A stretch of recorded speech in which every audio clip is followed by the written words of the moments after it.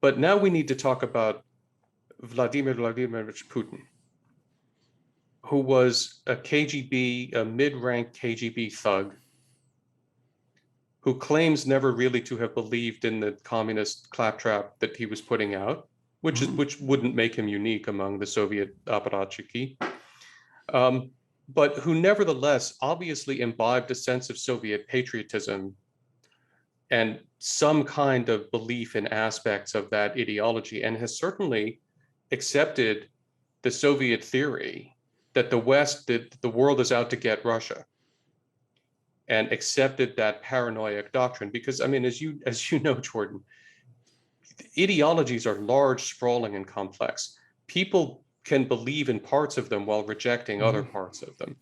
I'm willing to believe that Putin was never a committed communist per se, but it is apparent that Putin accepted the special destiny of the Soviet Union or Russia in the world to be a superpower and to have influence beyond the norm, and accepted that the world was hostile and was seeking to prevent the Soviet Union or Russia from having that role.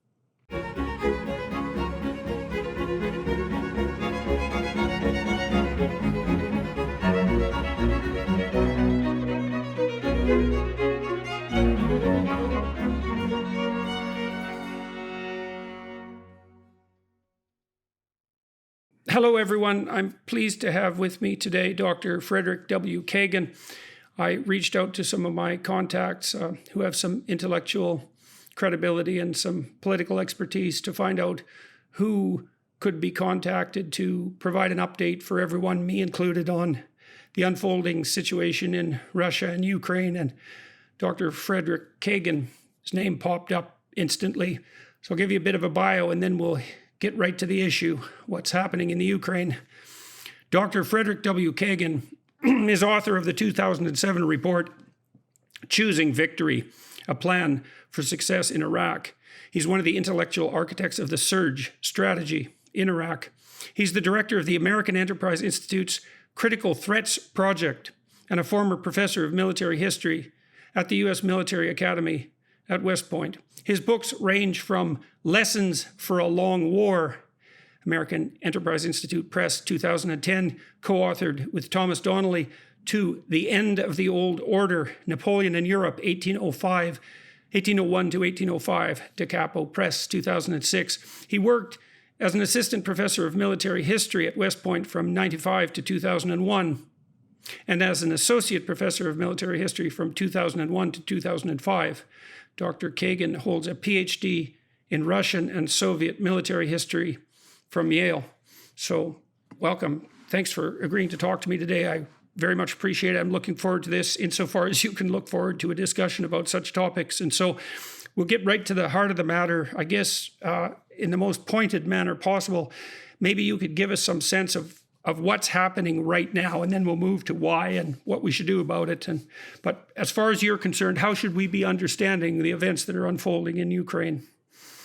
So several days ago, I confess I've lost all track of time, but several days ago, Russian President Vladimir Putin launched an unprovoked and unjustified and illegal attack on Ukraine for the purpose of conquering it. He has conducted air and missile strikes against multiple targets across the entire country, and he has launched a ground invasion along multiple axes. His objective is very clearly to take control of the Ukrainian government in Kyiv, but also take control of a lot of other territory in Ukraine. He obviously aims at a minimum to replace the pro-Western government headed by Volodymyr Zelensky, Ukraine's current president, and install some kind of governance structure that will bring Ukraine, as he sees it, back into the Russian fold. It's not at all obvious to me or anyone really what kind of governance structure Putin has in mind at this point, but it is very clear that he intends to do this at the muzzle of the tank. And that he is willing to kill quite a lot of people and do quite a lot of damage in Ukraine in order to regain control of the country. And that is what is going on. In short, it's part of a larger effort that Putin is engaged in to reconstitute the Soviet Union in some way, or possibly the Tsarist Empire in some way. The geographies of the Soviet Union and the Tsarist Empire had interesting overlaps and underlaps, and it's important to keep in mind that Putin refers to both when he's talking about what his aims are. And then just, the last larger thing to zoom out from all of that, he's been very explicit about his intention to destroy the NATO alliance, to break the ties between the United States and Europe, to change the world order fundamentally, and to return the United States to what he regards as its proper sphere, which is a Western hemispheric power. So let me ask you some questions about the way you answered that. So you started out by saying unprovoked, unwarranted, and illegal, and then you switched to. So I'd like to delve into that. Why all of those? And then one might conclude that there's territorial ambitions here in some sense, and he is moving troops into a large geographical area of some value merely because it's a geographical area. But you also highlighted the importance of a shift in governance in Ukraine away from a pro-Western governance structure. And so how much of this should we assume is territorial in some sense, and how much of it is his desire to create a subordinate state? Is it a state subordinate to him, or is it more important to him, do you think, that it's not pro-Western? His objective is very explicitly to change the political order in Ukraine. It's not about territorial conquest per se. It's about ending Ukraine's ambitions to be part of the West to begin with. But he has written lengthy articles and he has given lengthy speeches explaining that he thinks that Ukraine has no right to exist as an independent state, that it has no nationhood, that it is simply a natural part of Russia that was reft from Russia by the stupid Soviets, and then by what he has called the greatest geopolitical disaster of the 20th century, which was the fall of the Soviet Union. So it's apparent from everything that he says that his ultimate objective is to regain full control over Ukraine in some way. The exact way in which he would govern a reconquered Ukraine is not yet clear, but that he is insisting that it be in Russia's sphere of influence, under Russia's control, is not in question. So let's ask about this idea of the Russian sphere of influence, because one of the things that puzzles me in some sense is why doesn't Russia conceptualize itself as part of the West? Like, why does Russia insist upon viewing itself as an entity independent of the West, especially given the fact that it isn't exactly obvious that Putin is an admirer of what happened under Lenin and Stalin in the Soviet Union? And so I don't understand why we have to have this notion that it's Russia against the West. It's why he doesn't trust the West. We don't trust him. Like, what's the dynamic? I know they're trying to find a fourth way or something like that philosophically in Russia. Why are we in this situation where Russia doesn't conceptualize itself as part of the West? I love this question. This is great because you let me get in, do some of my nerdly historian stuff here. To begin with, Russia has never considered itself fully part of the West. When Peter the Great broke a window into Europe, in the magical phrase of Pushkin, by establishing St. Petersburg, Peter who is one of Putin's two great heroes in Russian and Soviet history, the other one being Stalin. Peter was trying to Westernize Russia. And ever since then, there has been a debate within Russia about whether Russia really is Western or part of the West, or whether it is something else. In the 19th century, this manifested itself particularly in the divide in Russian intelligentsia between Westerners and Slavophiles. And you had people like Leo Tolstoy arguing for the inherent Russian soul as being distinctive and unique. From the end of the Napoleonic Wars on, Russia politically has regarded itself as something more than European. And the acquisition of Russian Asian territories, among other things, in the 19th century has led Russians to see themselves as European. And also throughout the 19th century, obviously the West was Europe. The United States was not a big player in being the West. In the 20th century, it's hard to know exactly where Russia would have gone, except that Bolshevism, which triumphed in 1917, was an explicit rejection of the Western political economic model and a move in a different, unique direction. So there was a narrative of Russian uniqueness, and there is an inherent sort of Russian messianism, and the messianism actually goes all the way back to Ivan the Terrible.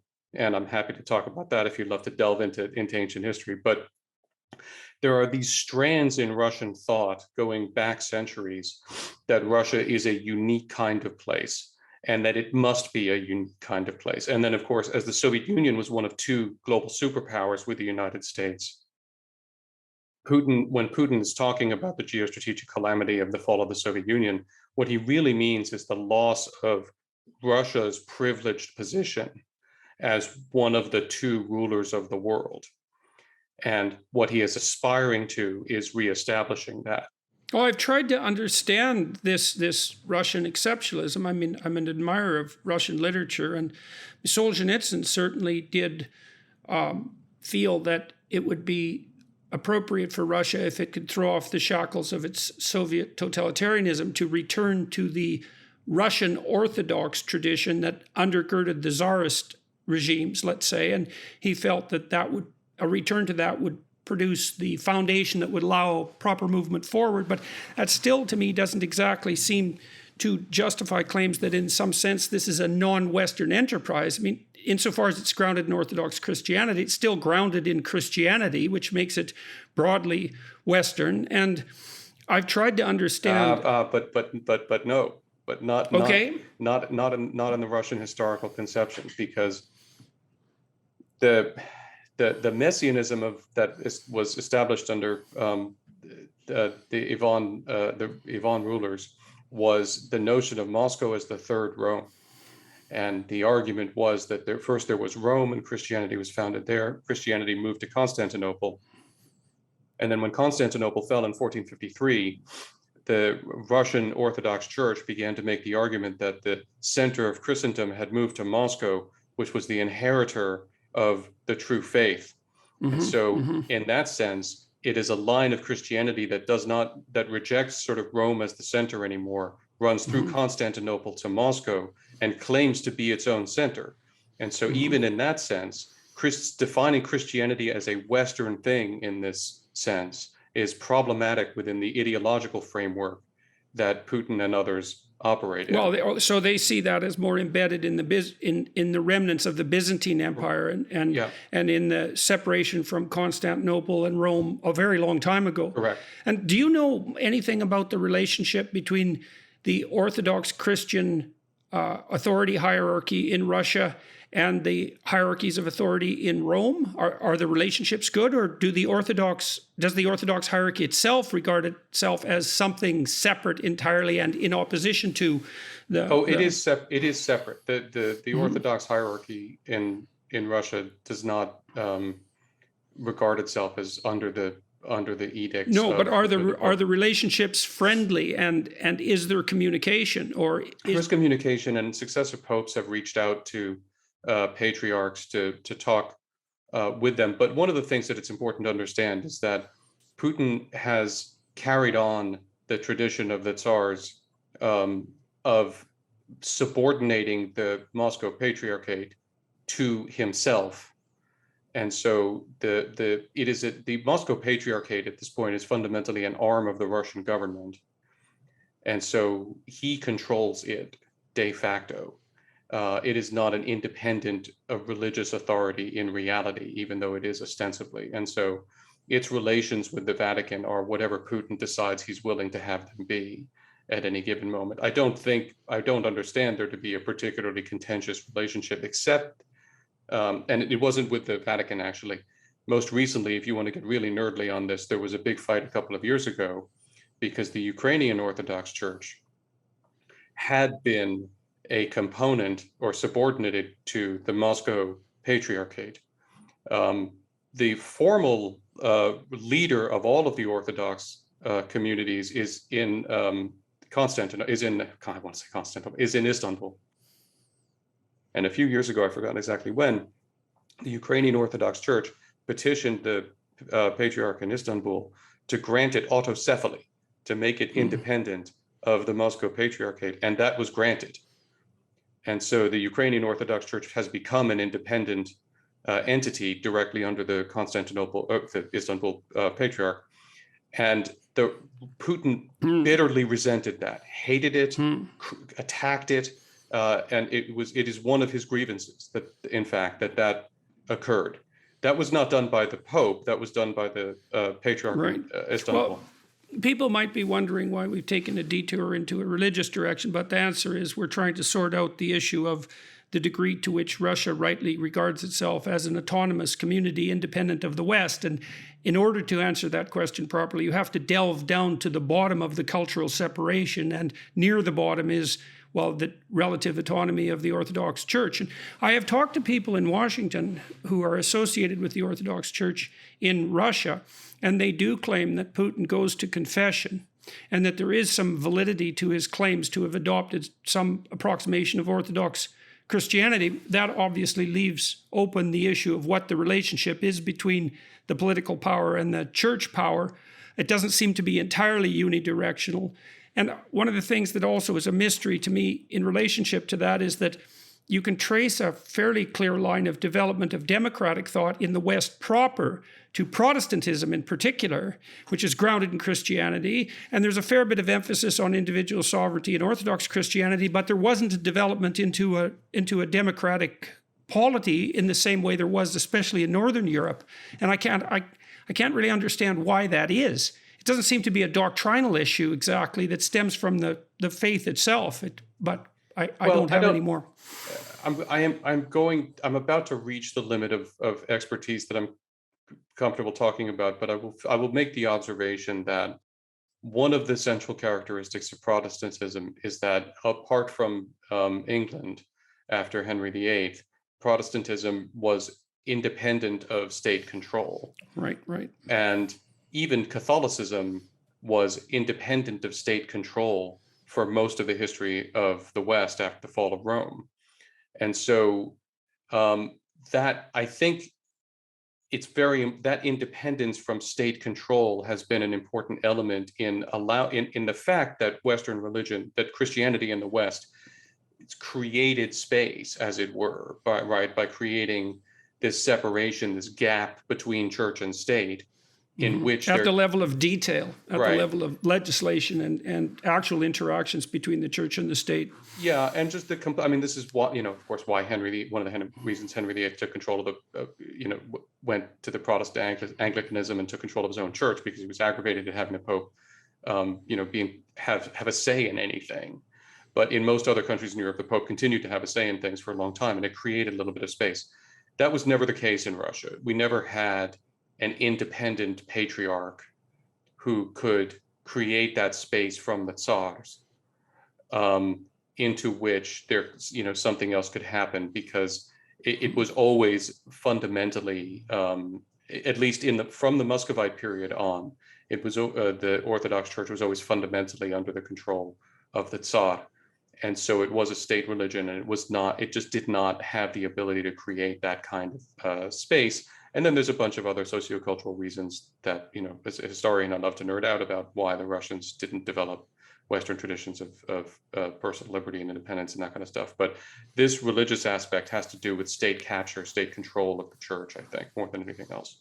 Right. So too much integration at the top, that's how Mussolini defined fascism in some sense, although he was thinking more about it in terms of collusion between the corporate world and the political world. But so you need autonomous organizations as close to the top as you can get. At least that's how it's worked in the West. Okay, so we've talked about why Russia might regard itself as somehow importantly separate. I mean, you could also say that about any number of countries within the Yes. West. It's not like Germany and England are the same place, or France and England, or France and the United States. We've been able to develop an integrated West to some degree that also allows for autonomy. So I still can't exactly see why the Russians can't be brought under that umbrella.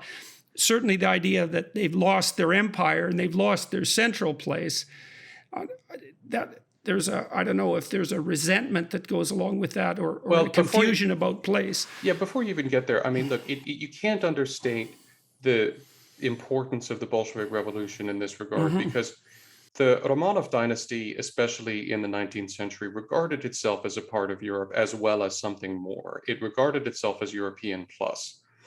And it regarded itself as a sort of a European superpower, but it regarded itself as part of the concert of Europe and a pillar of the concert of Europe. So the change comes when you have a revolutionary cabal take power that is dedicated to the destruction of all of the fundamental principles of the West. And that was the Bolshevik Revolution. And it took control, and it imposed its ideology by unbelievably brutal force on a population that didn't start believing in it. And that ideology involved not only that every aspect of the socio-political economic structure of the West was evil, but that it was seeking to destroy Russia, and that it was seeking to destroy this virtuous Bolshevik Revolution. So we can talk about the historical Russian theories of encirclement and various other things, which frankly can be easily overstated when you go back into Russian history.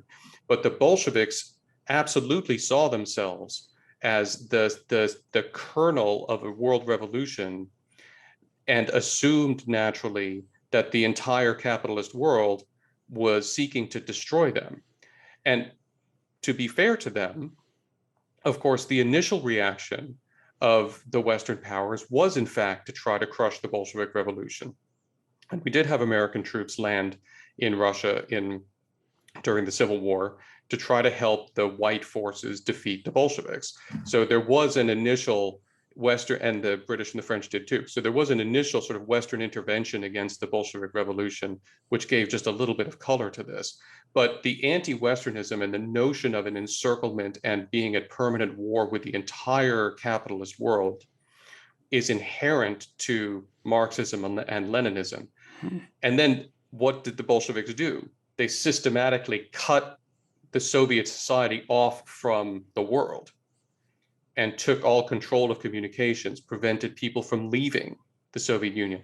It's one of the ways that you can tell a legitimate state from a prison with a government is, does it allow its people freely to leave?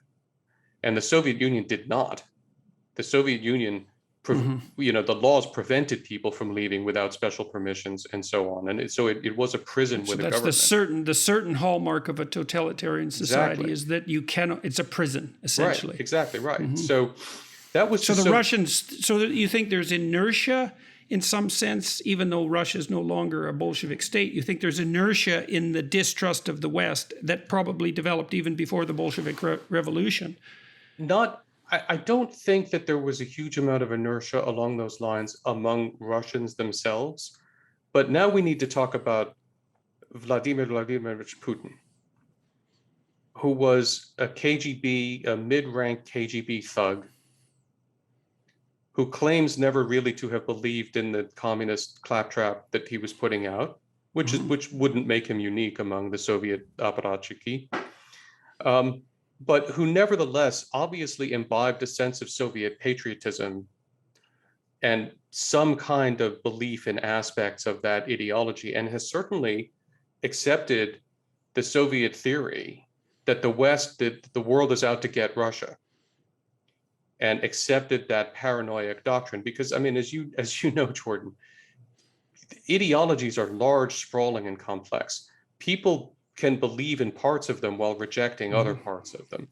I'm willing to believe that Putin was never a committed communist per se, but it is apparent that Putin accepted the special destiny of the Soviet Union or Russia in the world to be a superpower and to have influence beyond the norm, and accepted that the world was hostile and was seeking to prevent the Soviet Union or Russia from having that role.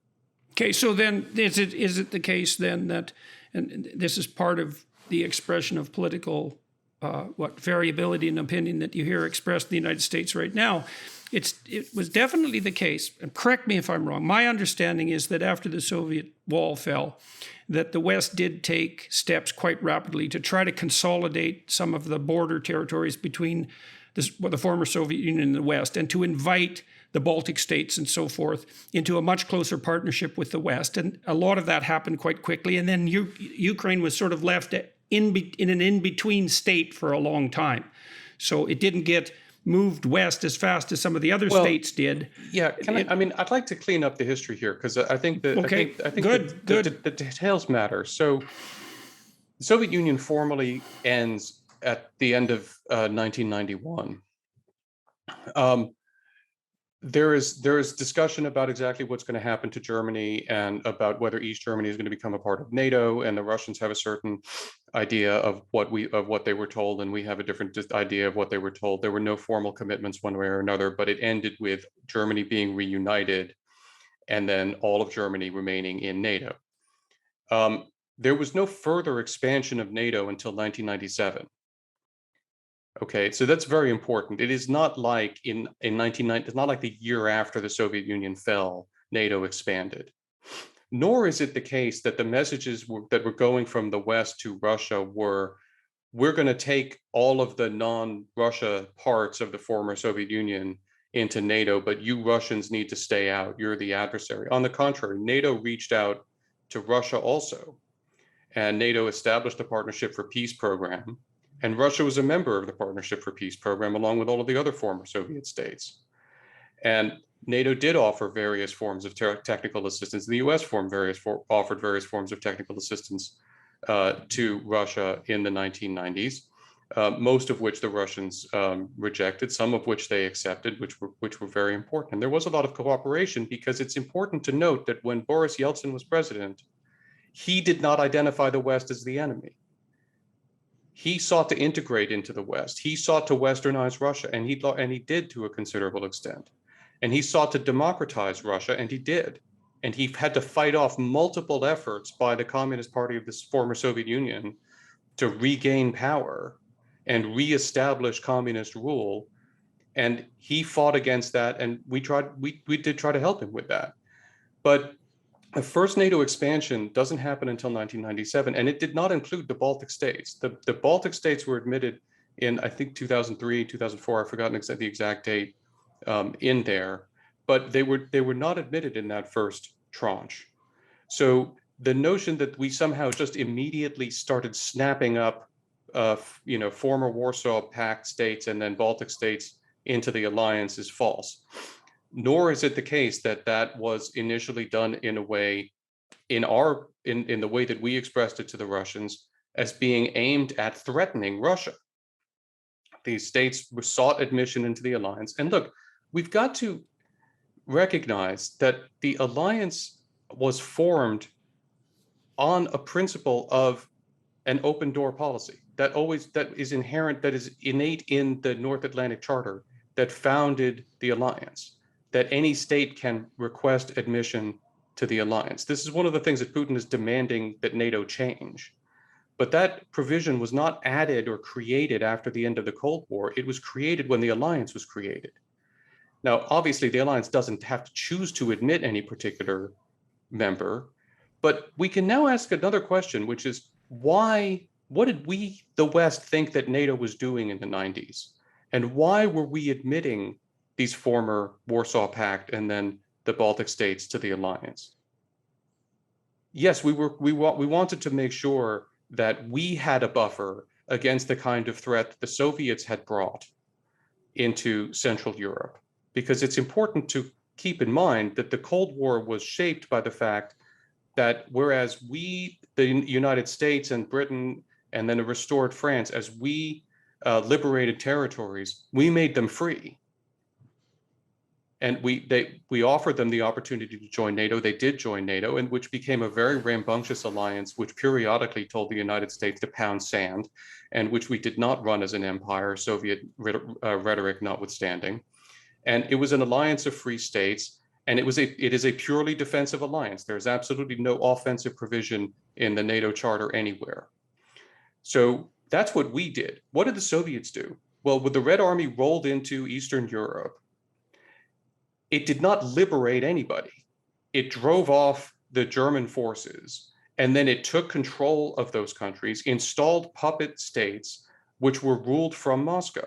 How do we know that? Because there were periodic revolutions in the Eastern European states, which the United States and NATO did not foment and did not support, and which the Soviets crushed brutally with tanks repeatedly. So they established an empire in Eastern Europe, and they brought millions of forces into the heart of Europe and threatened to overrun all of Western Europe. And that was the threat against which NATO was formed. I tell you all of that to say that people talk about the buffer that the Russians feel that they need against the West. The NATO expansion was about giving the West a buffer from the threat that it had just managed to drive off of vast Soviet mechanized armies in the heart of Europe, poised to overrun all of the West. So there was absolutely a security thing. NATO is a security alliance, and the big part of this was gaining a buffer for the West so that Europe could actually have peace and develop peacefully and without fear, which the threat of Soviet invasion throughout the Cold War had denied it.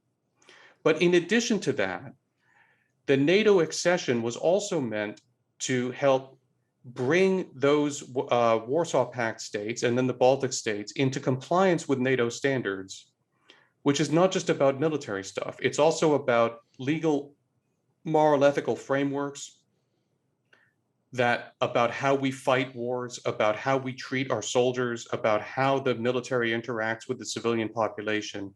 It was meant to be part of an effort that was successful to help those countries develop healthy democracies and healthy free market economies. And we invested— and the capacity for some autonomous function at the national level, or for full autonomous function at the national level. Right, complete, Right, because so we don't control them, right.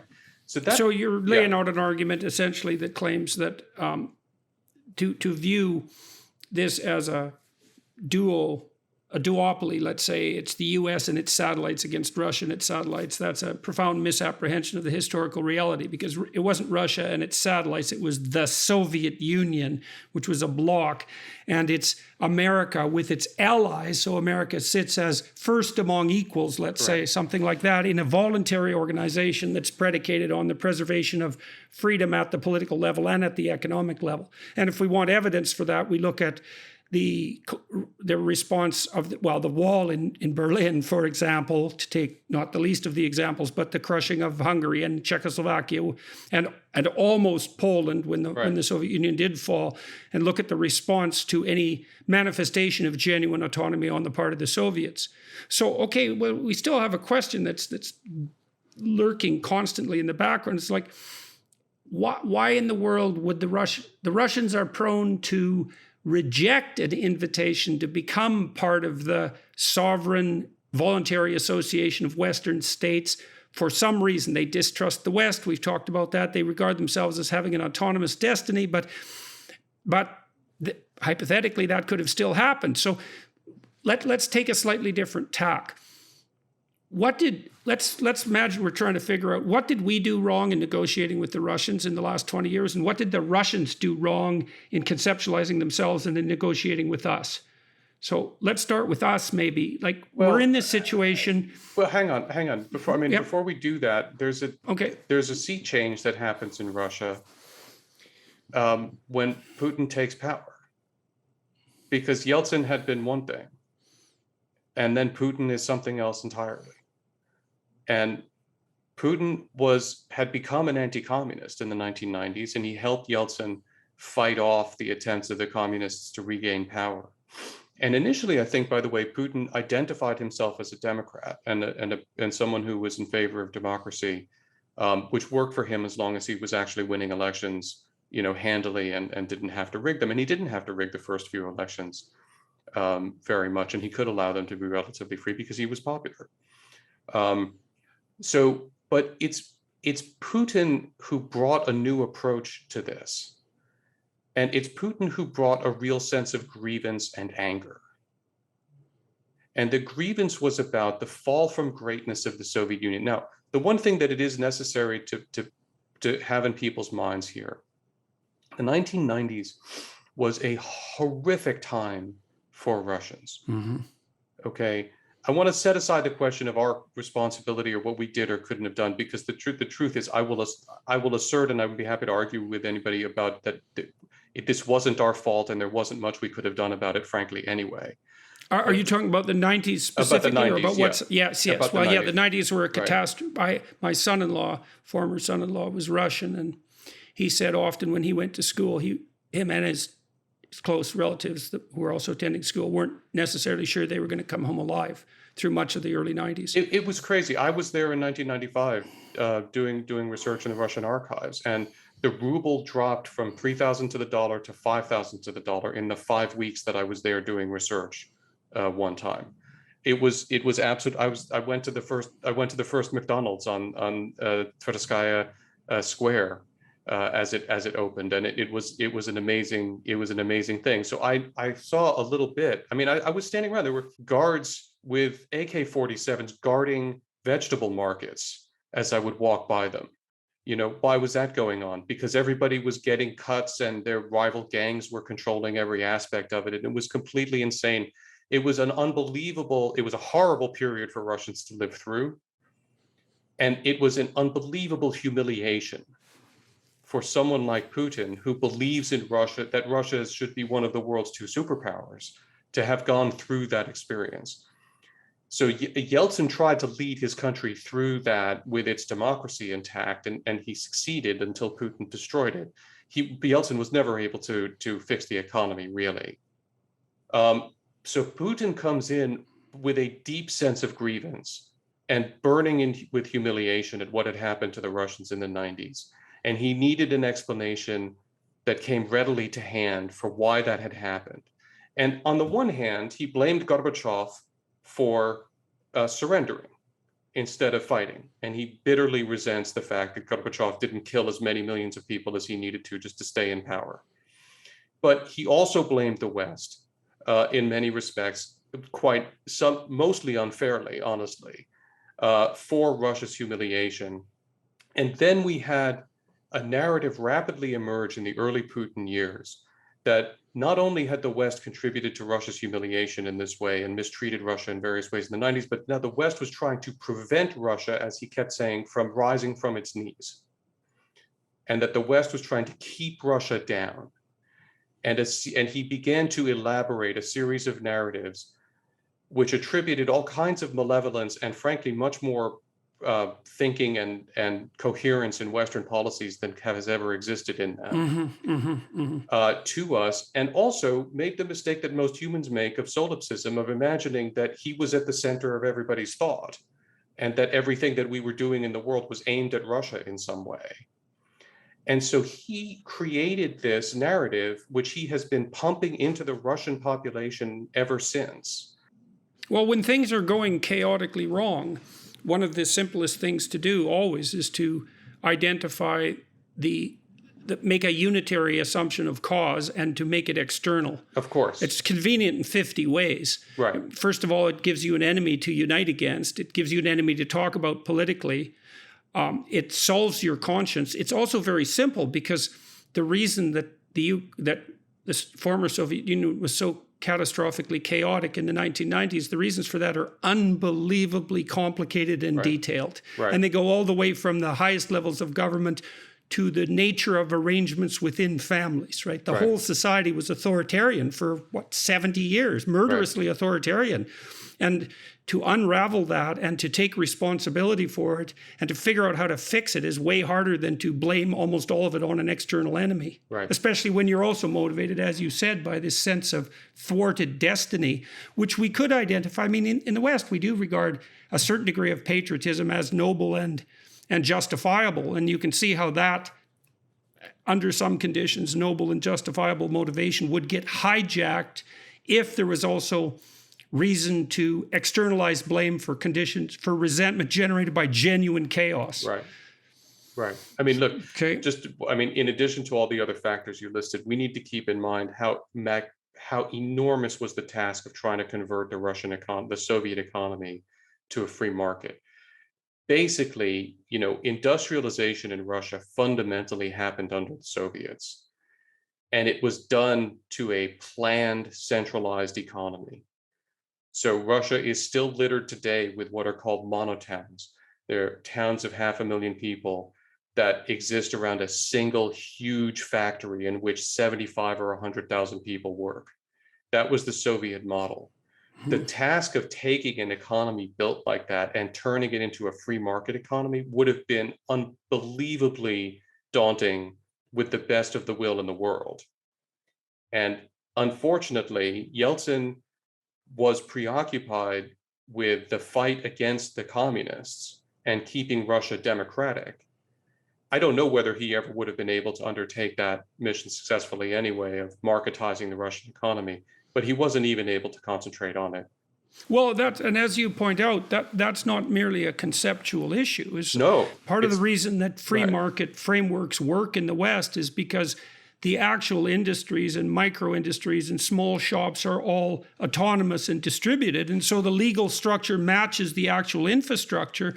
Whereas in the Soviet Union, as you said, because it was centralized, there's these massive entities that are not distributed or autonomous in any sense at all, and just changing the legal framework doesn't change that in the least. Exactly. So it was a huge task, and all of this leads to the externalization of grievance and the feeding of a grievance narrative that blames the West, and then articulates this theory that the West is focused on preventing Russia from attaining its natural position of greatness in the world, and so on. And then Putin, who was a spy master, he wasn't a terribly good one with the KGB, but he was a spy master, launches on a new form of conflict, which we now call hybrid war. Sorry, the phrase is hybrid war. Yeah. A phrase that's very complicated to talk about and understand, but that includes information operations and information warfare that can best be characterized by the term gaslighting. And this is the stock and trade of the Russian hybrid warfare effort. There's a Soviet concept, and there was a terrific paper at the Institute for the Study of War that my wife Kim founded and runs, and that I work with the Russia team there. But there was a terrific paper that they published a few years ago by a woman named Maria Snegovaya on Russian reflexive control, a Soviet reflexive control doctrine, because it was Soviet theorists who articulated this framework in the 50s or 60s, I don't remember, that Putin and his goons have taken and perfected. Reflexive control is the art of creating a picture of the world in your adversary's mind of such a fashion that your adversary voluntarily chooses the course of action that you desire him to choose, thinking that it is in his best interest. That's a very complicated way of saying gaslighting, right? You create a false universe for the adversary to live in. And in that universe, the adversary will naturally do what you want him to do. This is what the Russians have been trying to do. Okay, so I have two questions about that. The first is, as soon as anything like that is put forth, it instantly sounds like a conspiracy theory. And I'm not saying that you're engaging in conspiracy theories, but that's the reflexive response. So what's the evidence in Great your question. estimate? Yeah, and then what's the narrative they're trying to create? How effective has that been? And well, we already understand to some degree why. If the West is being conceptualized as an enemy responsible for Russian chaos, for keeping the Russians down, and for encircling them, depriving them of their just destiny, then we know the motive. There's others, but that's not a bad core motive. What's the warfare aimed at, and what's the evidence that this is occurring, and how and where and how are we subject to it, all of that? So, right, as soon as you're operating in the information space, and as soon as you're dealing with this kind of psychological warfare and stuff, I will tell you there is a mountain of evidence that this is going on, and it's deliberate, and lots of people can argue with that. and certainly we can argue about the specifics.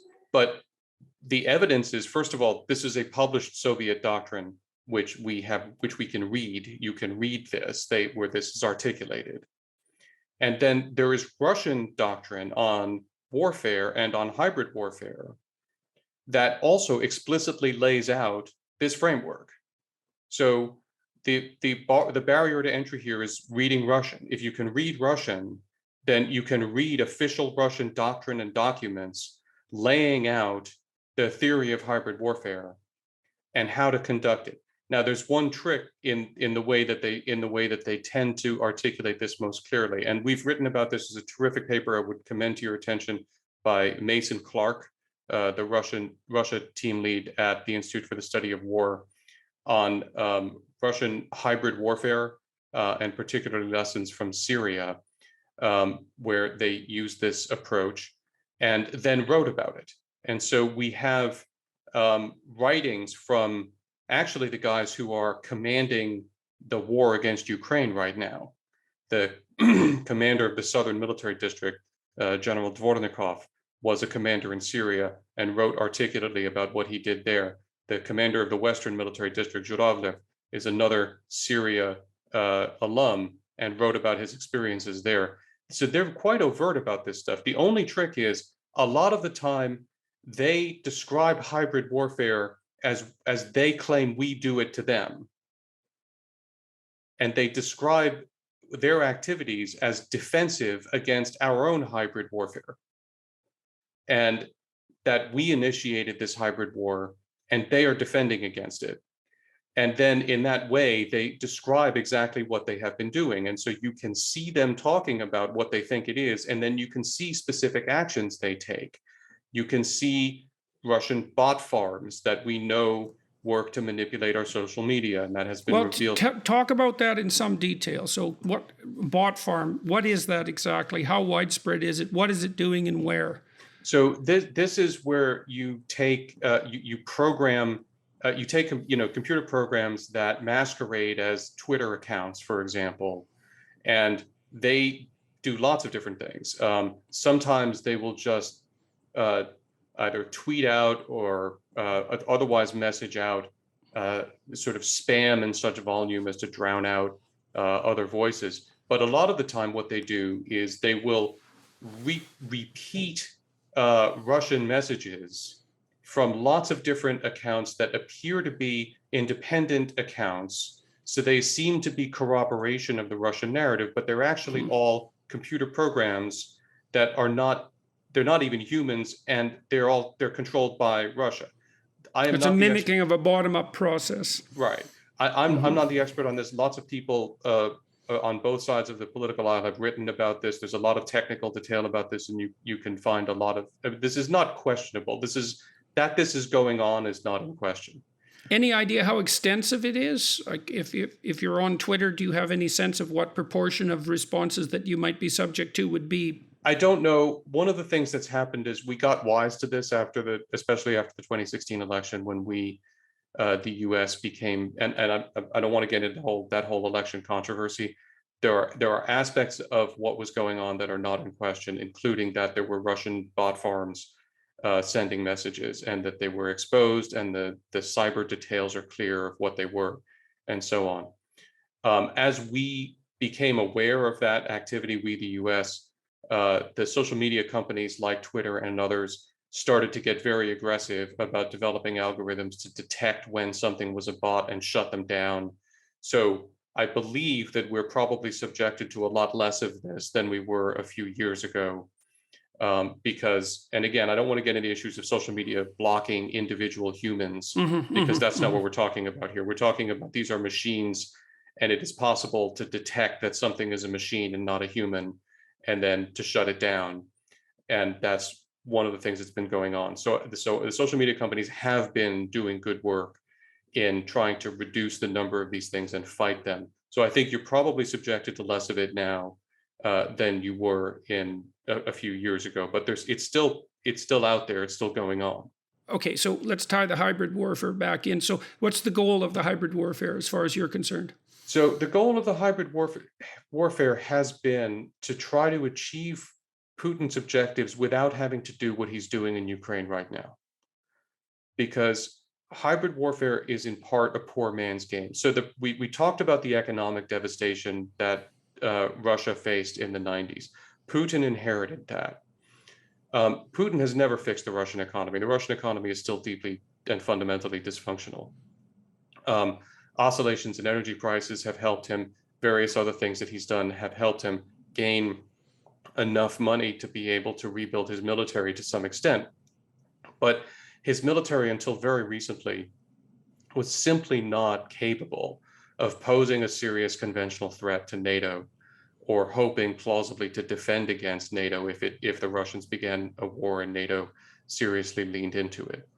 So the hybrid warfare approach was designed to help him achieve victories in reconstituting Soviet power one way or another without having to fight wars. And it worked pretty well in some important ways, but it reached limits. How did it win?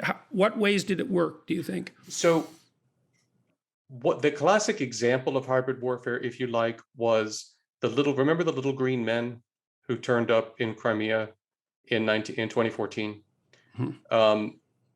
And the claims that the Russians were not Russian soldiers, they were local Crimeans who were fed up with alleged Ukrainian oppression and so forth. It became rapidly apparent that they were in fact Russian special forces troops, and that the Russians did in fact have troops in Ukraine.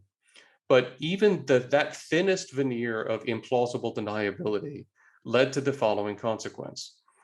It led to the establishment by Germany and France with Russia and Ukraine of the Minsk Accords that established the air quotes ceasefire in Ukraine that held ostensibly from 2015 until Putin just broke it by invading.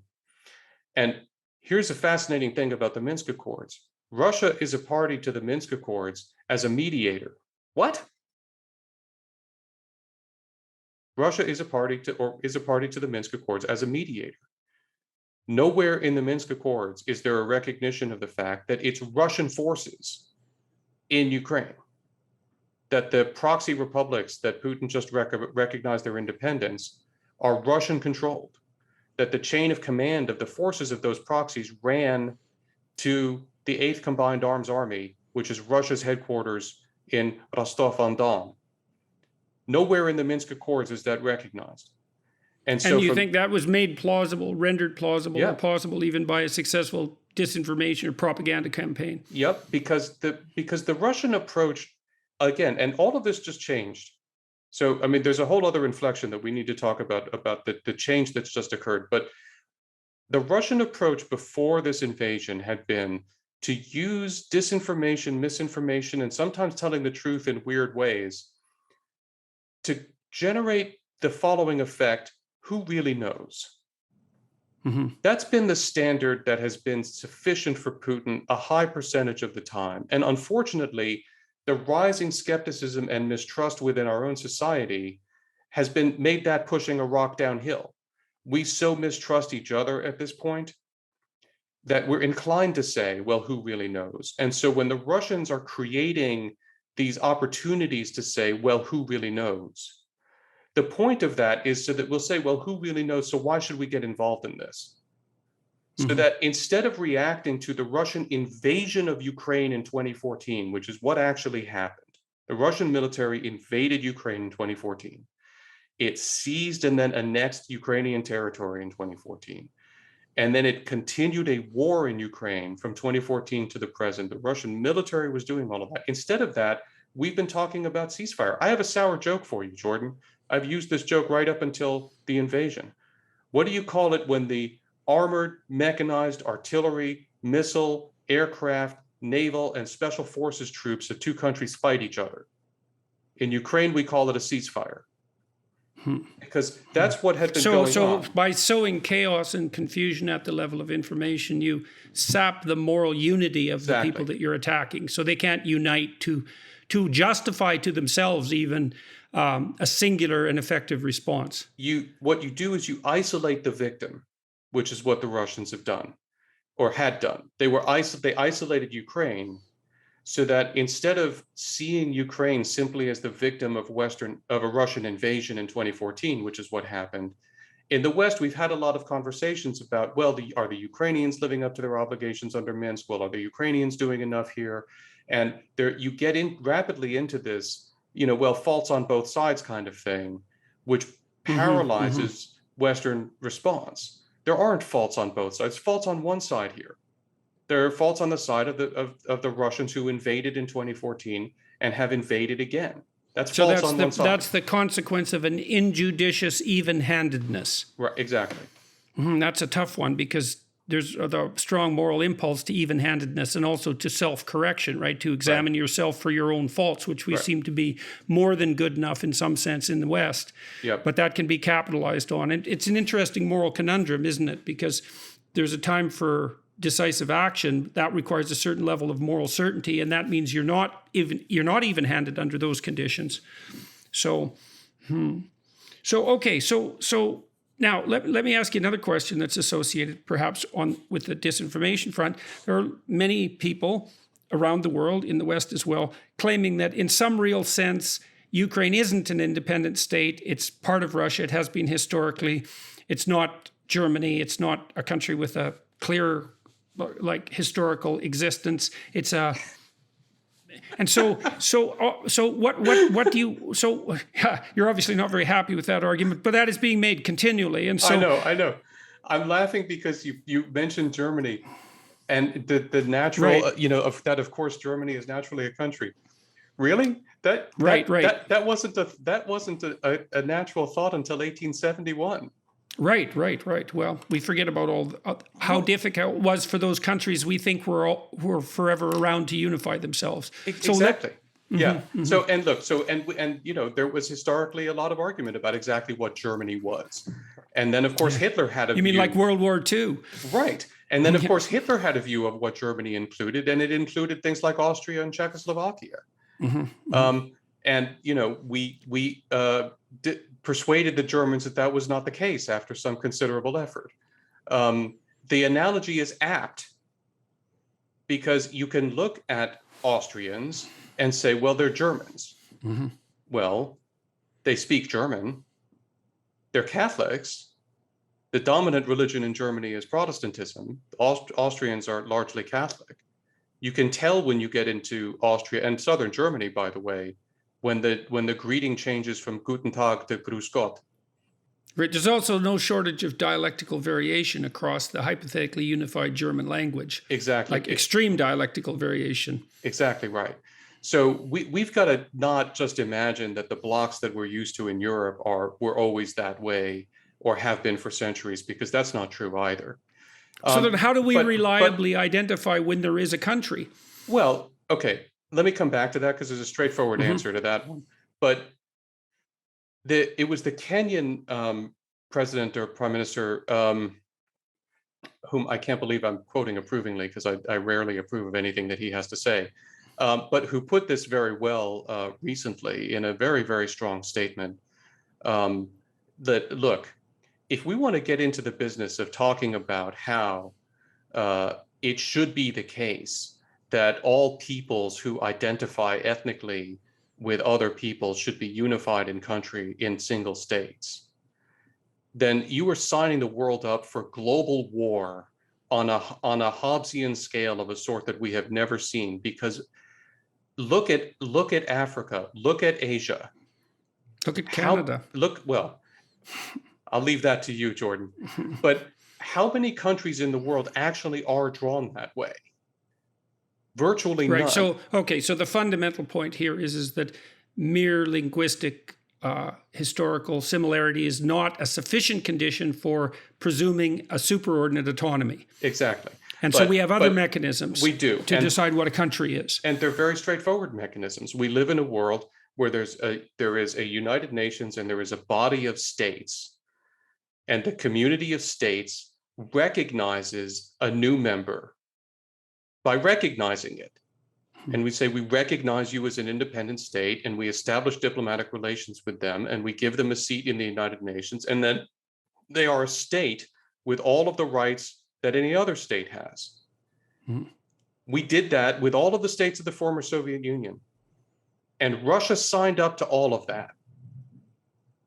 When did that happen In relationship to 1991. Ukraine? In 1991, 1992, all of the states, all of the former Soviet states, including Russia, were recognized as independent states, established diplomatic relations with the world. That's the only standard there is. Okay, so that goes back to your initial claim that what Putin is doing was, you said, unprovoked, unwarranted, and illegal. So now we've established the illegality element of that. It's like he had signed agreements, or Russia had signed agreements stating that as far as they were concerned, Ukraine was a country among other countries. And more than that, they did something even more.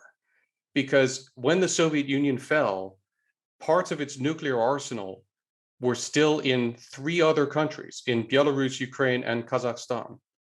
And we worked very hard to persuade those countries, we, the United States and Great Britain, worked very hard to persuade those countries to give their nuclear arsenals back to Russia, because we were very concerned about the threat of nuclear proliferation. So we pressed And they them, did, and they did. Right, And right. in return for that, in 1994, we, Britain and Russia, signed an agreement with Ukraine committing to respect the territorial integrity of Ukraine as it was recognized at the time, in return for Ukraine handing back those nuclear weapons.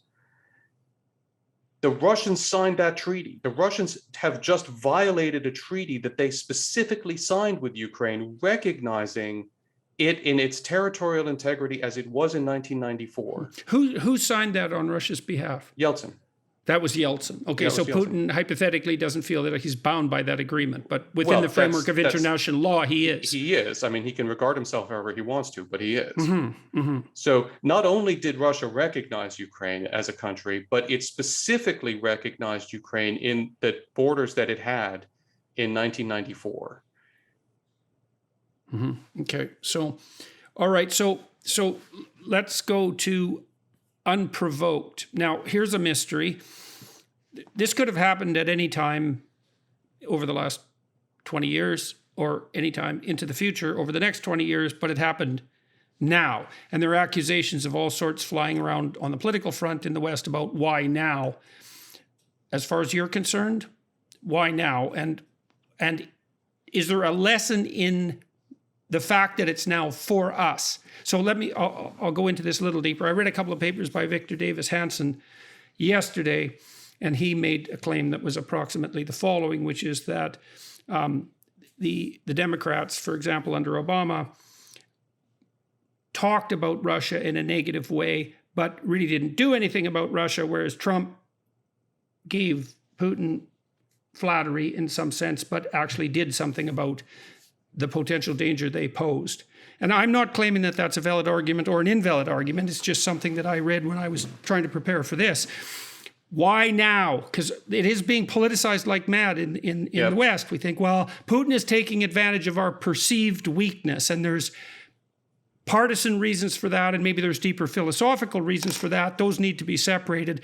As far as you're concerned, why now? And then we do need to get to also maybe how we stepped into this, even if it was only 20% our fault or 2%, I don't care. What did we do wrong that made this happen and happen now? So look, the answer to the question why now is very hard, I think, and this is something that I'm also wrestling with, because what we need to explain is the invasion. That Putin has been carrying forward operations to regain control of Ukraine since 2014. He has been pursuing hybrid warfare approaches, he's been pursuing informational operation approaches in Ukraine. He's put various forms of military pressure on Ukraine from his occupied territories. Right, so it's not exactly now. This is actually an extension of a process that's been occurring for a long time. It's an inflection in that process. Now, so what we need to explain this particular inflection, which is a huge inflection, but that's actually rather hard, to be honest with you. And there's no simple partisan or straightforward explanation to why Putin decided that he needed to invade now, which is the question that preoccupies me as someone who's focused on Putin's calculus.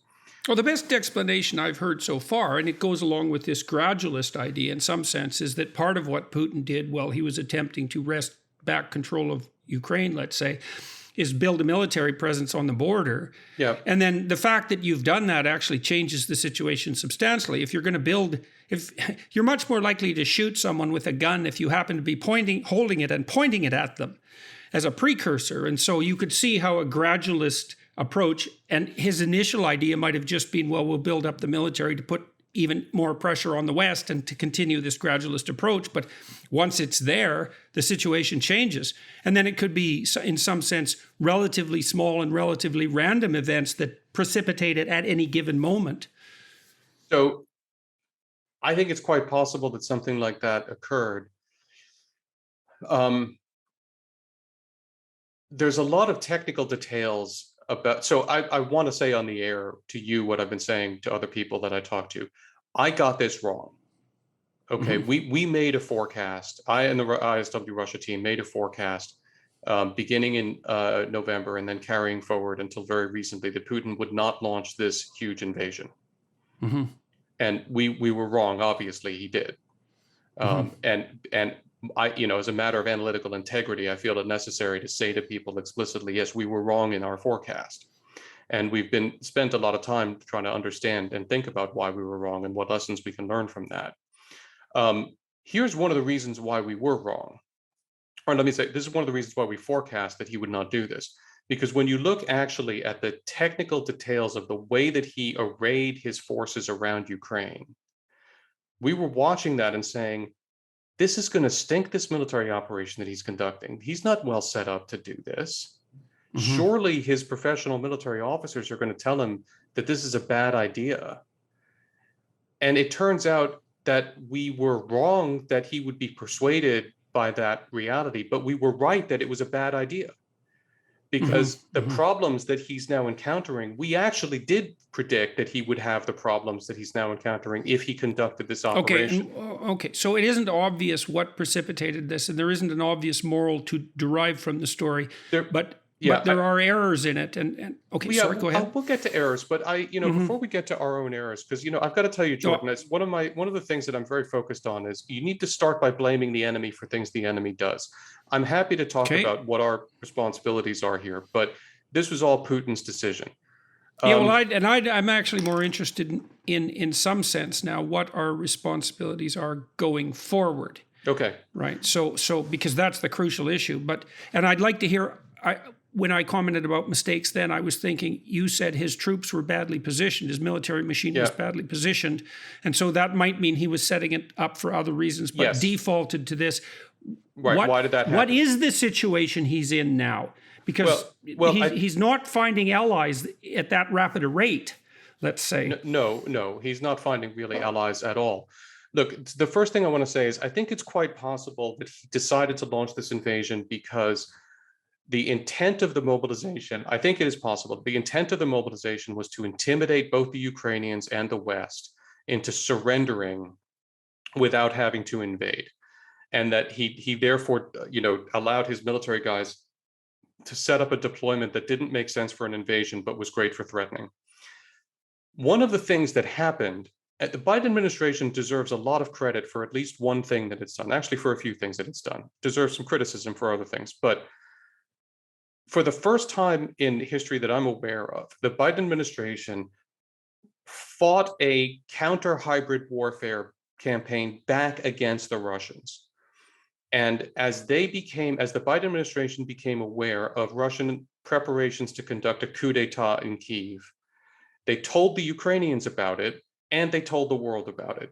As they became aware of multiple Russian preparations to conduct false flag attacks or stage Ukrainian provocations or various other things that would have given Putin informational cover and created a who really knows effect in the minds of people in the West, the Biden administration blew every one of those operations. Okay, so why is that a hybrid warfare response on Biden's part and not just, I don't mean just, but not just the utility of straightforwardness and honesty as a response to disinformation and propaganda? It's both. Or it's both. Okay? It's both. Why both? We can wage war with the truth because we're not trying to lie. Putin is trying to create a false universe. Putin is trying to create a fictitious universe, and the Biden administration punctured that. I'm calling it hybrid warfare because they reacted to, first of all, Putin engaged in violence, which makes it, politically motivated violence, which makes it warfare. And his guys were conducting deliberate information campaigns to support specific preparations for military activities. And the Biden administration engaged game for game with them on a very tactical level. So it wasn't just sort of blanket telling the truth. It was finding strategic as well, strategic and tactical, blowing all and of this informed. cover. Yeah. And you can, by the way, see, I have a little bit artifact that suggests that this was true, because Putin held one of his weirdly publicly staged, National Security Council meetings on Monday. And one of the things that happened was he absolutely humiliated the guy who is the head of his foreign intelligence agency that would have been responsible for a lot of these operations. I mean, he humiliated the guy in public in a way that we've never seen him do before. And I think he probably was genuinely angry that the guy had allowed the Biden administration to get inside all of these operations. And I am hypothesizing that Putin decided, in the face of having all of this cover blown, decided that he was just going to go for it instead of waiting for this guy Naryshkin or somebody else to get something. Putin just said, okay, screw it. We've got the forces. I'm tired of this. We're just going to do this. And I don't care that we don't have the informational cover. So frustration and anger in response possibly to the success of the Biden administration sort of defeating all the informational stuff. Okay. Well, that's an interesting explanation for a tipping point, and certainly not an expected one. So you've covered unprovoked, unwarranted, and illegal, I would say, and we've covered territorial ambitions or political ambitions, and we've talked a lot about reconstituting the Soviet Empire, let's say, or something approximating that. Do you think so let's switch to something else. Is what he's how do you assess the success of what he's doing from a military and a political perspective? Has he miscalculated? What's the situation on the ground in the Ukraine? How are the Ukrainians resisting? How are other countries responding? Like, what's the situation in your estimation? So I'm going to lead by saying the Russian military is so much stronger than the Ukrainian military writ large, that the odds remain high that the Russian military will be able ultimately to overwhelm the Ukrainian defenses and take control of Kyiv and so forth. I don't want to offer an optimistic take here, because we're still early days in this war and the power imbalance is just so great.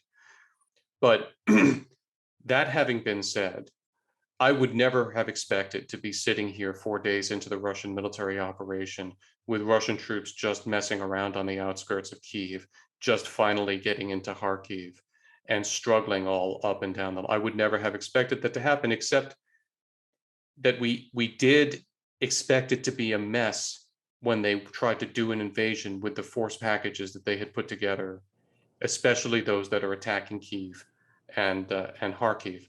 So a few things have gone on. One is, this was a stupid way of preparing for an invasion if you were serious about an invasion. I give you all. In what way? Yeah, give some details. I think that'd be interesting. So here's the thing. Mechanized maneuver warfare is a very complicated undertaking. Logistically. Well, yes, logistically, but even more than that, in terms of command and control. When you are a commander and you've got multiple battalions, mechanized battalions, moving down multiple axes of advance, sort of driving down different roads to different targets rapidly, keeping track of all of that is very hard. Understanding what they're doing is very hard. Figuring out how to support them is very hard. They need artillery support. They need air support. They do need logistics support. You need to tell them what to do as they get the particular, or as they run into problems. It's a lot of burden on a commander to keep track of a lot of subordinates. So the solution for, as long as there's been mechanized warfare, is that you build forces where you never have more than 2 or 3 or maximum 4 direct subordinate units like that. So battalions get grouped into regiments or brigades, which are at the same echelon in an organizational structure. And there will be not more than 4 maneuvering battalions or mechanized battalions within a mechanized regiment or a mechanized brigade. And then brigades and regiments get grouped into divisions. So there's not going to be more than 3 or 4 brigades or regiments in a division. And then the divisions are grouped into larger organizations. And this is the way the US military is organized, and it's the way the Russian military is organized formally. But the weird thing is that when they put these masses of forces into Belarus and into Western Russia that are now attacking Kyiv, and when they built up forces opposite Kharkiv, they didn't move entire regiments or brigades, let alone entire divisions. They pulled individual battalion, what they call battalion tactical groups, BTGs. They pulled individual BTGs from all across Russia. The guys in Belarus actually came from 10 or 15 different regiments and brigades in the Russian Far East. And did they do that to not weaken those divisions and brigades where they were already located? No, because all the stuff in Belarus is coming in a place where the Russians don't need to worry about. The Chinese are not invading the Russian Far East, so the Russians could have taken whole regiments or brigades from the Far East if they'd wanted to, and they didn't. I can offer various technical explanations for why they might not have. But the point is that they put together what we're calling just sort of collection of cats and dogs of battalions wung together from a whole bunch of other parent units, not organized coherently, even on the spot, as far as we can tell, into clear regiment brigade structures and all like that. And then they just sort of told them, go down, drive down the road and go take Kyiv. Okay, that gets you the kind of mess that they have now, where they try to, individual battalion tactical groups drive down and then they get stopped, but then there's not a good coordination so that there's not an immediate other battalion that can take over and flank and keep the attack moving. There are all kinds of ways of dealing with the defenses the Ukrainians are putting up, and the Russians are not using them. And I think that has a lot to do with the organization of the Russian forces. It was just crazy as an organization for a mechanized operation like this. And then Putin assumed that just brute force numbers in some sense would overcome that. Possibly. That disarray in organizational structure. Possibly, but I think another answer goes to your second question. The Ukrainians are fighting like lions. They are fighting like heroes. It's unbelievable, the determination with which I thought they would fight. I mean, I know Ukrainians, and I thought that they would fight. They are fighting hard and effectively. I'm certain that Putin did not expect them to. Okay, so he's having a lot more trouble locally than he might have expected for a multitude of reasons. Right. Poor organization to begin with, which seems in keeping with the notion that the troops were put there as an intimidation rather than as a reliable military force for an invasion. Yep, sure. All this is provisional. And also the Ukrainians are entrenching and fighting back with a ferocity that was unexpected. To him, they have more to lose in some sense than the Russians have to gain. So that's always dangerous. That's a dangerous inequality in morality in warfare, and that's not to be underestimated. And so what's happening on the international front in response to the cohesiveness of the response to the invasion? This has been very heartening, and it goes to one of the other reasons why I thought Putin wouldn't do this, because the international community is rallying. And we can have frustrations with the way individual states are responding to specific requests and so forth, and I have been frustrated by that, as everybody else has been. But the truth is, if you get out of the time-dilated world we're in which if something doesn't happen 5 seconds from now, then it's taking a long time, we're talking about within 3 to 4 days, we've got the Russians being partially kicked out of SWIFT. We've got sanctions on the Russian central bank. We've got the Germans, for the first time since the Second World War, directly sending lethal aid to the Ukrainians. We've got virtual unanimity in condemning the Russian attack. Are there any exceptions? Yes. And I want to go back to SWIFT as well. Okay, yes, there are exceptions. Bashar al-Assad continues to demonstrate what an evil slimeball he actually is and how much he owes the Russians, because he immediately recognized the Russian recognition of Donbass, of Donetsk and Luhansk. And for those that don't know, he is? the dictator of Syria, who has been conducting his own little genocide there with Russian active assistance. Right. So he's just the kind of ally you'd hope the Russians would have. Exactly. I haven't tracked this. I think the Venezuelans have made good noises. Again, when Maduro's on your side, you ought to be thinking hard about your life choices. And the Iranian, what they call the axis of resistance, I think, was very prompt in recognizing the recognition of republics. And the Iranians are generally focused on blaming NATO for the Russian invasion of Ukraine.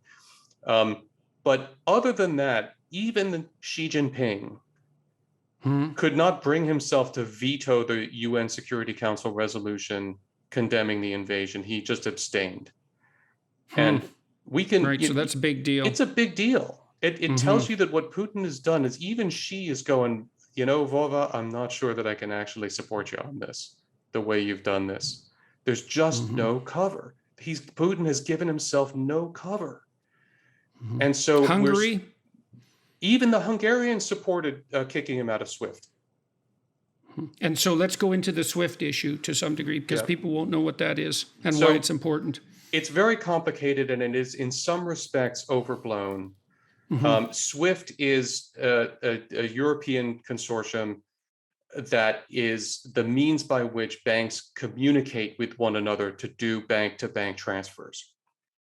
And if you are kicked out of SWIFT, then you have to find other ways of communicating with banks in order to do bank-to-bank transfers. There are other ways, but it's harder. It's much harder. It's much more. It's much slower. It's more. It introduces all kinds of friction into bank-to-bank transactions, which is important because the Russians rely on dollar reserves for their reserves, and when they have challenges interacting with the dollar market globally, it's a big problem for them. And getting them interfering with their ability to use SWIFT makes that much harder for them. So it makes it harder for them to do what? So they can't get access to money? To move money around, including to reclaim money that is abroad, or to move money to buy things, or various other things that states do and that individuals try to do using banks and so on.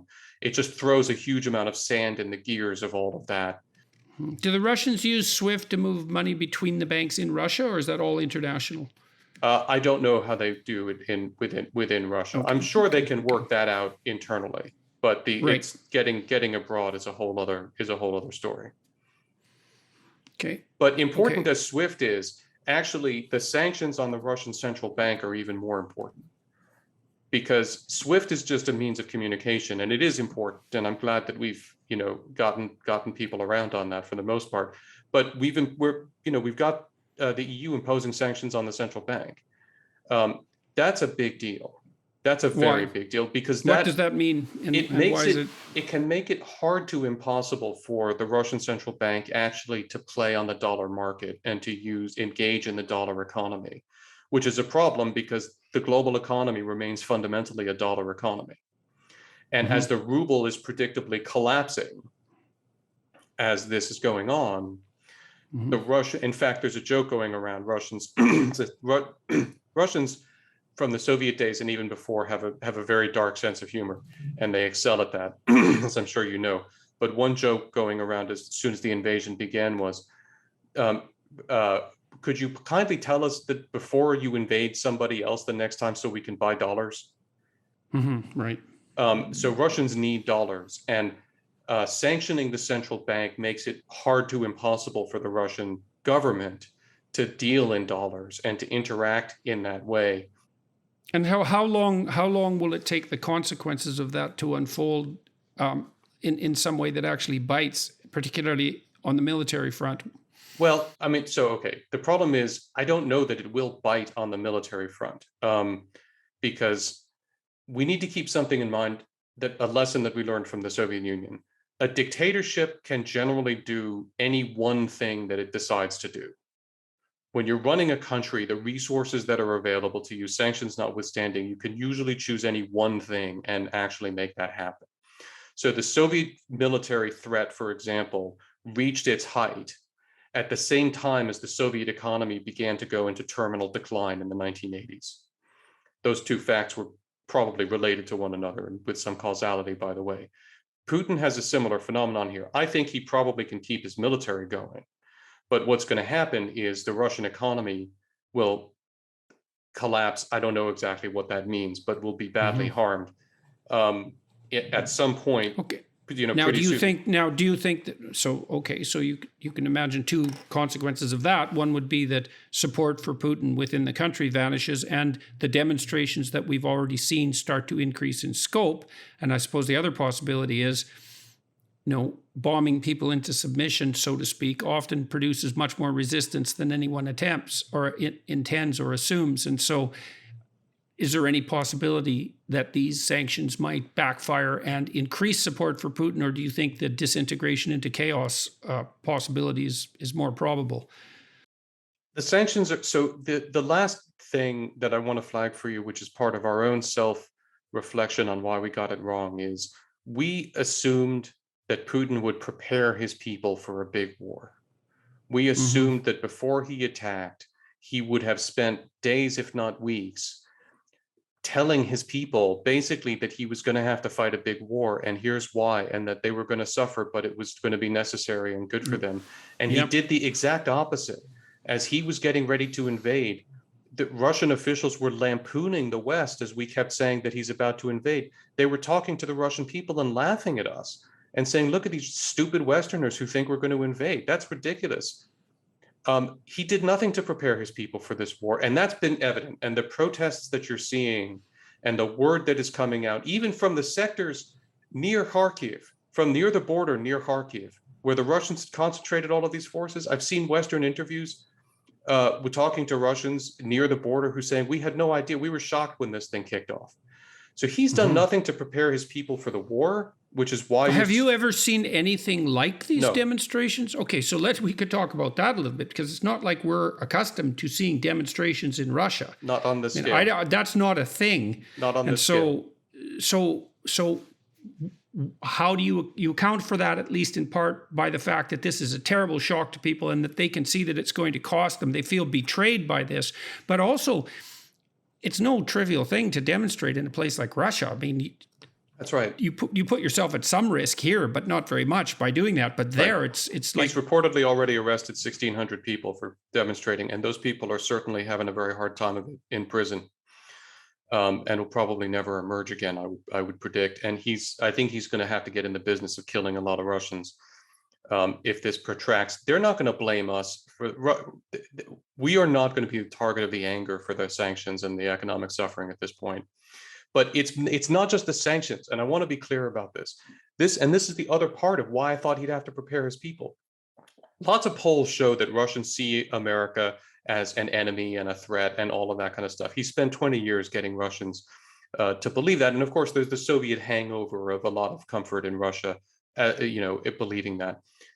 Russians have not seen Ukraine as an enemy.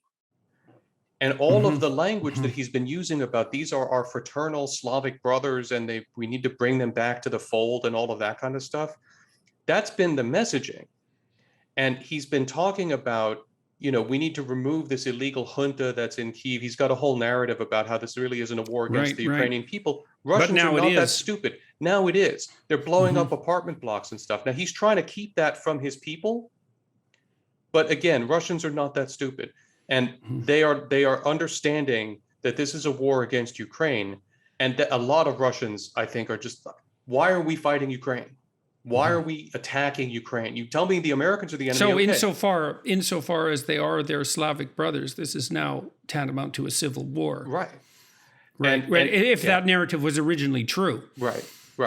So he's totally failed to prepare anybody informationally for this, and that is one of the things that is generating this outrage in Russia over this unprovoked war of aggression against a brother Slavic state that did not attack Russia and wasn't threatening Russia, and where there are no Americans. Because again, you could tell the Russian people that the Americans are the threat, but there are no Americans in Ukraine. We're not fighting Americans in Ukraine.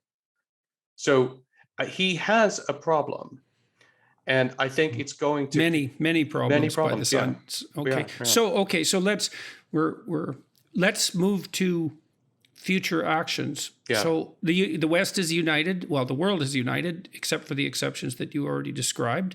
And Putin is having a lot of trouble on the ground. And as far as you're concerned, he wasn't well prepared either on the propaganda or the military front. And he's going to suffer substantial economic costs. And so this, at the moment, this does not look like it's going well for him. Okay, so we could be happy about that, except that there are also nuclear weapons, and that's always something to think about.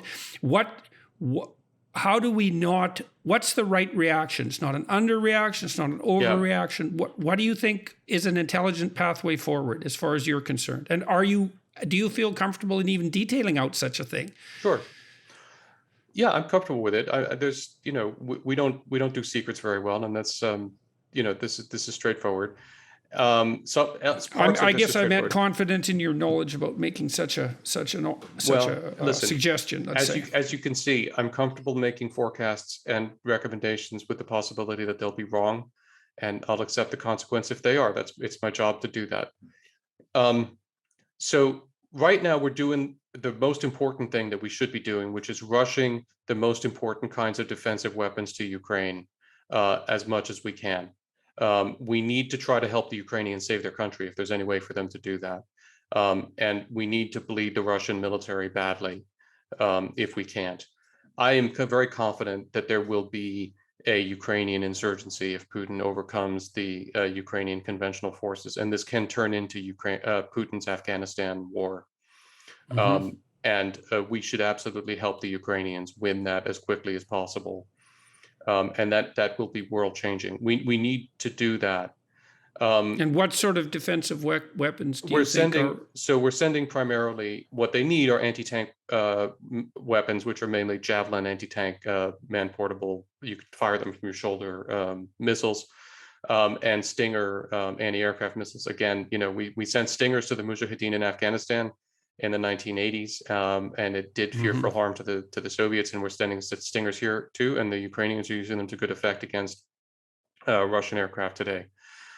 Those are the most important things we need to do. I'm sure that there's also sort of basic ammunition and stuff that we need to send, also humanitarian supplies, and there have been increasing, there are organizations, I don't have the list right now, but there are organizations getting together to send humanitarian relief to Ukraine. I encourage everybody to do that. As long as there is an independent Ukraine, it's going to need a lot of help because the Russians are doing fearful damage to it and will do more. So that's what people can do that at a local level. Maybe we could put some links in the description of this video. I'd like links from you for recommended papers. Okay. So that people could familiarize themselves, but also anything you could provide us that would help in that practical sense would be useful as well. Okay, you bet. Start with our websites, understandingwar.org and criticalthreats.org. And we have daily and sometimes several times a day updates of exactly what's going on with maps and a lot of detail. And I'll try to find you some links for organizations that are doing good work here. Okay. I'll name one. Spirit of America has historically done really great work, and they've got a Ukraine program going. So we're doing all of that stuff, and that's great. We're going to bring a lot of economic pain on Putin, and that's great. Look, a wounded bear is a very dangerous animal, and we must not be complacent about this. I want to bound what I'm worried about here for your listeners, okay? We're not going to get into a global thermonuclear exchange that ends the world. Why not? Because as crazy as Putin might or might not be, he's not that crazy. Why do you believe that? Because we are not going to do anything that is going to put the survival of Russia at stake in such a clear and fundamental way. Okay, so that's part of the issue of a measured response, is that, so the measured response is to insist upon the territorial integrity of Ukraine. Right. And that's it. I mean, we're not going to invade. We're not going to attack Russia. We never were going to attack Russia. We're not going to attack Russia. And we're certainly not going to invade. I mean, we know anything from history. Do you want to drive from Warsaw to Moscow again? No one who's ever tried that has enjoyed it. So we were never going to do that, and we're never going to do that. We're not going to put the survival of Russia at stake. Putin is not going to end the world because we're never going to back him into a corner like that. That hard. Yeah. Now, I am worried about a conventional expansion of this conflict. Yeah, well, because I was wondering when you were saying we start to funnel in defensive weapons. Well, at what point? Well, now we should be the global community, not the United States, to the degree that that's possible. And then, but it's still, at what point does the funneling of defensive weapons become active engagement in the war process? I mean, that means the movement of troops, I would presume, from other countries. That maybe that's a dividing line. No, I mean, no other countries are sending troops into Ukraine. And you think that's appropriate, certainly at the time and perhaps into the future. I'm going to tell you I'm going to tell you what I'm worried about before I say that's appropriate indefinitely. Look, we know what Putin did to Syria. We know in Syria that Russia was using precision-guided munitions to attack bread lines and hospitals in Syria. We know that he was supporting what were called siege and starve campaigns to compel communities to surrender by literally cutting them off from food and water and watching them die until they surrendered. These are things that Russia did in Syria, and it's very well documented. In fact, I mean, like the Doctors Without Borders and other organizations had to stop announcing the locations of their medical facilities in Syria because the Russians were using those lists, which are supposed to be do not strike lists, as target lists. They did that in Syria. If they start doing that in Ukraine, and I'm very worried about the fact that the Russians are bringing weapons toward Kharkiv of the sort that one uses to exterminate city blocks in short order. I'm hoping that that's not what they're going to do with those weapons if they do anything with them. The West is going to have to ask itself, if the Russians go that route in Ukraine, are we actually just going to stand by and watch? I'm not going to offer you an answer. I'm just telling you that's going to be that's a moral decision to take down the road if they go there, and I hope that they don't. But as long as they don't go there, we're not going to see Western troops going into Ukraine, and I'm not going to advocate for that. And I'm not getting into, I'm not suggesting that we should do that.